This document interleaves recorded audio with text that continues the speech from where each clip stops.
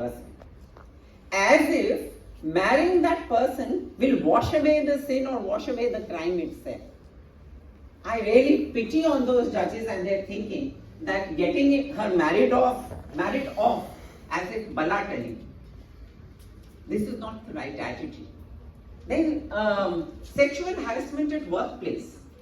Such a common thing. The Supreme Court had to pass a judgment, Vishakha's judgment, where not only the spoken words or gestures or things, many things are covered in sexual harassment. And the government has made it compulsory for all institutions to have sexual harassment committees.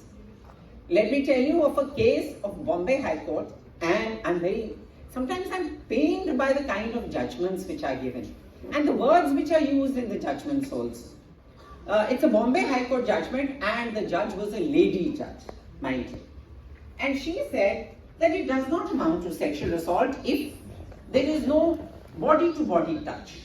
In that case, the person had groped a minor and she was wearing clothes, so it was above the clothes, so that does not amount to sexual assault. Of course, that judgment was overruled by the Supreme Court. But having a mentality to say that also is so outrageous. When I was studying law, I still remember, there were 2-3 judgments which were passed together by the Hazari courts, whereby you all must be knowing that dying declarations are a very important part of evidence.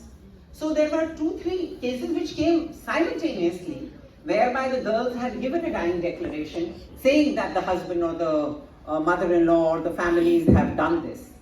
And the judges said that we cannot trust this dying statement because probably the girl was not in a fit frame of mind to say that. She is presumed to be in a fit state of mind for other things and for other details, but just for that, she was not. Of course, those judgments also were overruled by the higher courts. So, the problem of bride burning, sexual harassment, we have 2 more big problems in this society relating to girls.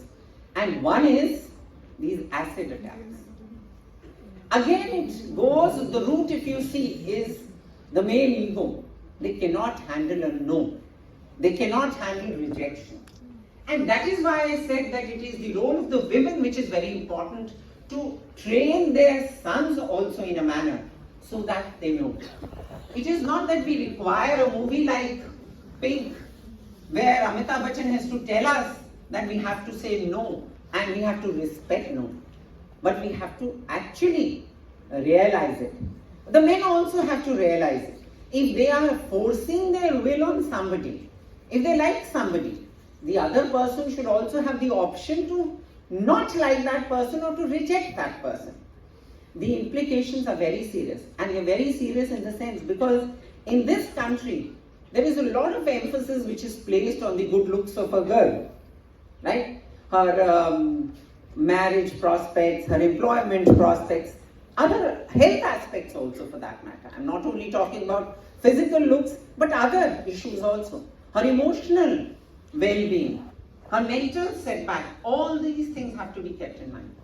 The person who throws the acid probably does not for a moment think about any of the repercussions. And the fact that acid is still available on counters, not only on counters, probably on online platforms also, so easily.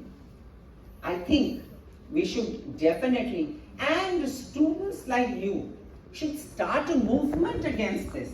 And when the government sees these kinds of movements, they are forced to do something or the other.